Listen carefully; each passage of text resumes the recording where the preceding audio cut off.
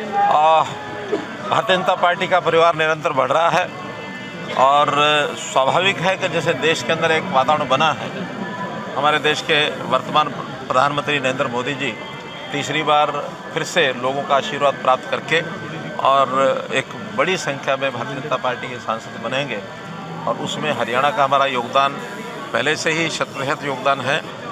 उसी 100% योगदान को ज़्यादा मार्जिन से और ये सीटें जीत करके हम उनकी झोली में डालेंगे।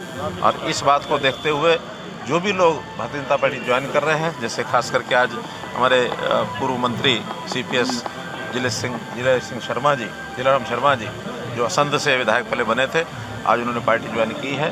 मैं इनका और इनके जितने समर्थक हैं, हज़ारों की संख्या में इनके समर्थकों ने ज्वाइन किया, उनका सबका स्वागत करता हूं। इसके अलावा भी आम आदमी पार्टी के, जन कल्याण मोर्चा के, कांग्रेस के कई सरपंच, पूर्व सरपंच, एडवोकेट्स, डॉक्टर्स, कई लोगों ने उनके कार्यकर्ताओं ने आज पार्टी ज्वाइन की है। उन सबका अभिनंदन। तारीफ करके गए हैं आज प्रधानमंत्री नरेंद्र मोदी, आपकी कसीदे पढ़े, किससे भी सुनाए। देखिए, क्योंकि हमारे उनके बहुत पुराने उस समय के संबंध है, जब इकट्ठे हम काम करते थे भारतीय जनता पार्टी के समय से पूर्व भी, वो भी संघ के प्रचारक के नाते से, मैं भी संघ के प्रचारक के नाते से जब काम करते तो बहुत सादा जीवन सब लोगों का रहा है। और वो पुरानी बातें हालांकि मैं कभी दोहराता नहीं हूँ, लेकिन चूँकि वो बड़े आदमी हैं, वो दोहराते हैं तो सबको अच्छा लगता है, मुझे भी अच्छा लगता है।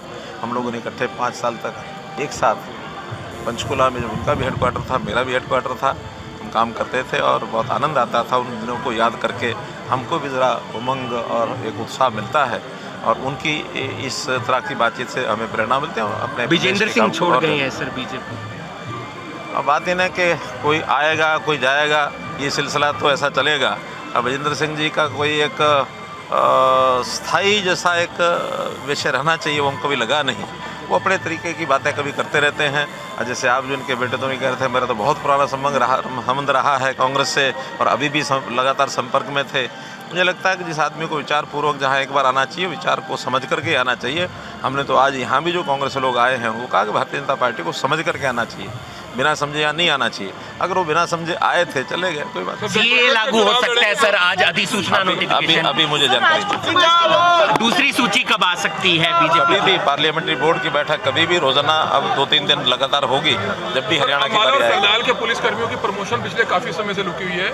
अम्बाला और करनाल के पुलिसकर्मी ASI हो जाते हैं, लेकिन दूसरे जिलों के सब इंस्पेक्टर बन चुके हैं। पुलिस में कांस्टेबल लेवल पर डिविजनल का लेवल की ये कैडर होता है, तो डिविजनल लेवल के कैडर में कई बार सैंक्शन पोस्ट कहीं ज़्यादा है, कहीं कम है। उसके नाते से कहीं प्रमोशन थोड़ा देर होती है, कहीं ज़्यादा होती है, जल्दी होती है। उनके रिप्रेजेंटेशन हमको ही मिले हैं।